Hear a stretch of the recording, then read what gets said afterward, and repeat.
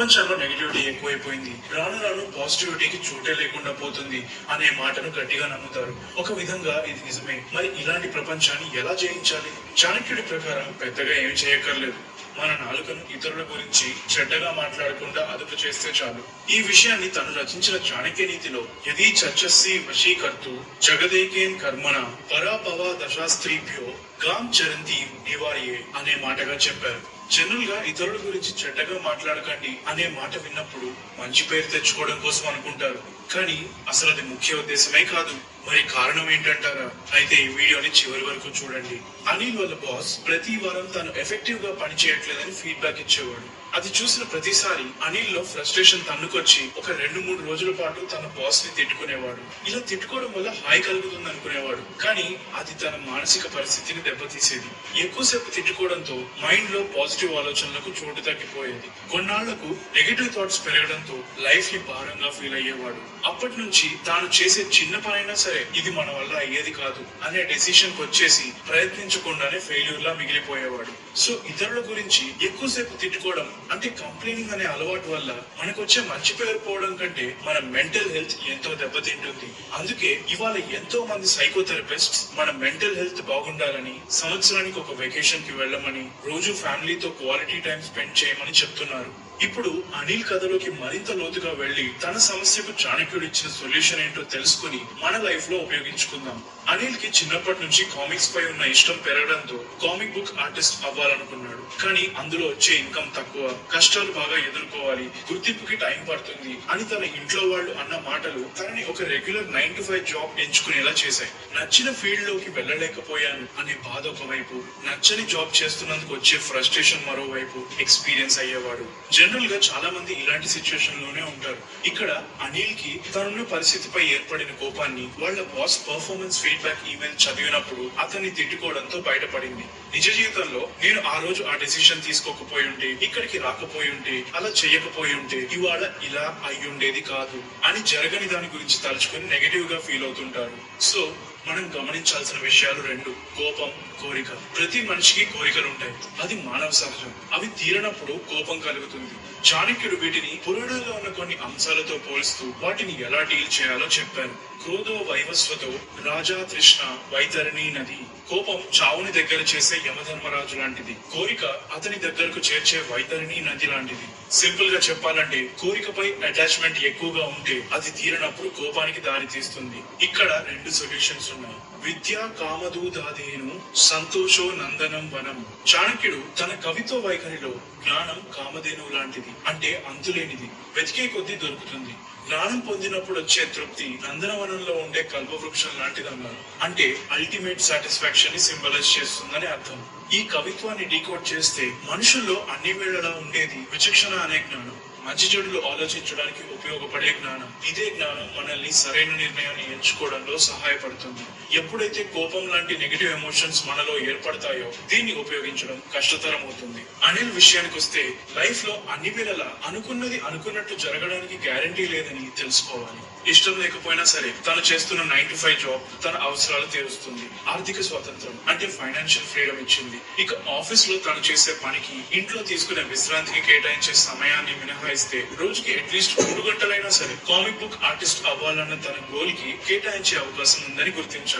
అప్పుడు చేస్తున్న జాబ్ ని తన గోల్ సాధించడానికి ఉపయోగపడే సాధనంగా మార్చుకొని తృప్తి పొందుతాడు. అనిల్ తన లైఫ్ లో తృప్తిని పొందాలంటే మరొక దారి ఉంది. ఆఫీస్ లో కష్టమని ఫీల్ అవుతూ స్పెండ్ చేసే టైం 8 గంటలు దాటితే సంతోషాన్ని ఇచ్చే 3 గంటలు దొరుకుతాయని గుర్తించాలి. అప్పుడు ఆ సంతోషం కోసమైనా సరే ఈ 9 to 5 జాబ్ లో ఉత్సాహంగా పనిచేస్తాడు. ఇలా సంతోషాన్ని వెతుక్కుంటూ దానికోసం పనిచేస్తే వచ్చే సాటిస్ఫాక్షన్ అంతా ఇంత కాదు. సంతోషం ఉన్న చోట మనశ్శాంతి ఉంటుంది. మనిషి తన లైఫ్ లో ఏం చేసినా, ఎంత కష్టపడినా అది మనశ్శాంతి కోసమే. అందుకే చాణక్యుడు మనశ్శాంతి కోసం చేసే తపస్సు కంటే గొప్ప తపస్సు మరొకటి లేదు, అలాగే సంతోషానికి మించిన తృప్తి మరొకటి లేదు అనే మాటల్ని శాంతి తుల్యం తపో నాస్తి న సంతోషాత్ పరం సుఖం అనే పాయింట్ లో చెప్పారు. కొన్నిసార్లు మనిషి సాధించే గోల్స్ తో తనలో గర్వం పెరుగుతుంది. ఈ గర్వంతో పాటు దురాశ కూడా మొదలవుతుంది. ఒక్కసారి దురాశ మొదలైతే ఉన్నదానికంటే మరింత కావాలనిపిస్తుంది. దురాశ ఉంటే అంతా నాకే సొంతం అనే ఆలోచనతో మన చుట్టూరా ఉన్న వారిని తక్కువ చేసే అలవాటు మొదలవుతుంది. దీనితో అప్పటి వరకు ఉన్న సంతోషం, తృప్తి, మనశ్శాంతి ఇలా ఒకటి తర్వాత మరొకటి కోల్పోతాం. దురాశకు మనం దూరంగా ఉండాలంటే ఒక్కటే మార్గం, కరుణ కలిగి ఉండటం. ఇదే విషయాన్ని చాణక్యుడు న తృష్ణ్యా పరో వ్యాధిర్ నచ ధర్మో దయాపరాహ అనే మాటగా చెప్పారు. దురాశకు మించిన రోగం మరొకటి లేదు, ఇతరుల పట్ల కరుణ చూపించడం కంటే మించిన ధర్మం మరొకటి లేదు అని అర్థం. జనరల్ గా కరుణ ఉండాలన్నప్పుడు శాంతమూర్తులై ఉండాలా అనే డౌట్ వస్తుంది. నిజానికి కరుణ చూపించడం అంటే కేవలం మంచితనం, దయాగుణం మాత్రమే కాదు, మనిషిని మనిషిలా గుర్తించడం. దీన్నే కంపాషన్ అని కూడా చెప్పొచ్చు. ఇదే ఉంటే దురాశ అనే ఫీలింగే దూరం అయిపోతుంది. సపోజ్ అనిల్ అనుకున్నట్టుగా కామిక్ బుక్ ఆర్టిస్ట్ గా వృత్తిలోకి వచ్చాడు. తనలో ఉన్న అదే ప్యాషన్ కౌశిక్ అనే మరో వ్యక్తిలో ఉంది. కౌశిక్ అనిల్ ని అప్రోచ్ అయ్యి, బ్రో నాకు కూడా మీలానే కామిక్ బుక్ ఆర్టిస్ట్ అవ్వాలని ఉంది, ఎక్కడ మొదలు పెట్టాలి, ఎలా మొదలు పెట్టాలి అని అడిగితే కౌశిక్ లో ఉన్న ప్యాషన్ గుర్తించి తను నేర్చుకున్న విషయాలు చెప్పొచ్చు. ఇక్కడ అనిల్ షేర్ చేస్తున్నది నాలెడ్జ్ మాత్రమే, సీక్రెట్స్ కాదు. సో అందులో తప్పేమీ లేదు. అందులోనూ మీరు మునుపటి పాయింట్స్ గమనిస్తే చాణక్యుడు నాలెడ్జ్ అపారమైనదని చెప్పారు. అంటే ఎక్కడి నుంచైనా సంపాదించవచ్చు. ఒకవేళ అనిల్ కౌశిక్ తో తన నాలెడ్జ్ షేర్ చేసుకుంటే ఇద్దరి మధ్య మంచి ప్రొఫెషనల్ రిలేషన్స్ ఉంటాయి. ఫ్యూచర్ లో అనిల్ కౌశిక్ లాంటి వాళ్లతో టీమప్ అవ్వడంతో ప్రొఫెషనల్ గా ఎదుగుతాడు. సో ఇతరులు మిమ్మల్ని ఎలా గౌరవించాలనుకుంటున్నారో అంతే గౌరవం ఇతరులకు ఇవ్వండి. ఇలా లైఫ్ లో కంపాషన్ ఉంటే మనలో పాజిటివిటీ పెరగడం మాత్రమే కాదు, కొత్త వాళ్లను కలుస్తాం. వాళ్లకు తెలిసిన ఎన్నో విషయాలు, వాళ్ళ ఎక్స్పీరియన్సెస్ నుంచి ఎంతో తెలుసుకుంటాం. ఇలా లెక్కలేనంత నాలెడ్జ్ సంపాదించుకోవచ్చు, ప్రపంచాన్ని పరిచయం చేసుకోవచ్చు. జీవితంలో ప్రపంచానికి మించిన గురువు మరొకటి లేదు. అందుకే చాణక్యుడు యస్యా చిత్తం ద్రవీభూతం కృపయా సర్వజంతుషు తస్యా జ్ఞానే మోక్షేన కింజత భస్మలేపైనః అన్నారు.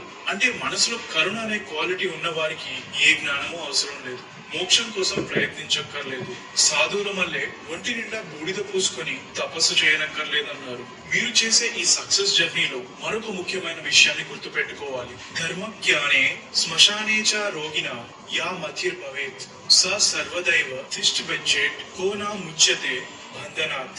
అంటే పురాణాలు చదివితే జీవితం అంటే ఏంటి, ఎలా జీవించాలో తెలుస్తుంది. జీవం లేని దేహాన్ని అంటే మనిషి శవాన్ని చూసినప్పుడు, అది చేరే శ్మశానాన్ని చూసినప్పుడు ఎంత సాధించినా ఎంత కోల్పోయినా ఆఖరిగా మనిషి ఏమవుతాడని అర్థమవుతుంది. అనుకున్నది సాధించాలి, దానికోసం చేయాల్సిన ప్రయత్నం చేయాలి, ఇది కరెక్టే. కానీ సొంతమైన సక్సెస్, ఎదుర్కొనే ఫెయిల్యూర్స్ అన్ని టెంపరరీ. నిన్నటి విజేత ఇవాళ మీకు స్ఫూర్తినిస్తే, ఇవాళటి విజేత రేపటి వారికి స్ఫూర్తిగా నిలుస్తారు. సింపుల్ గా చెప్పాలంటే విజయం అన్ని వేళలా ఒక్కరినే వరిస్తుందని గ్యారంటీ లేదు. ఈ విజయం పేరు, హోదా, డబ్బు, ఆఖరికి చిన్న చిన్న ఆశలు కూడా కావచ్చు. వాటిపై అటాచ్మెంట్ ఎక్కువగా ఉండకూడదని తెలుసుకోవాలి. ఇది తెలుసుకుని ఆచరిస్తే మనశ్శాంతి లభిస్తుంది.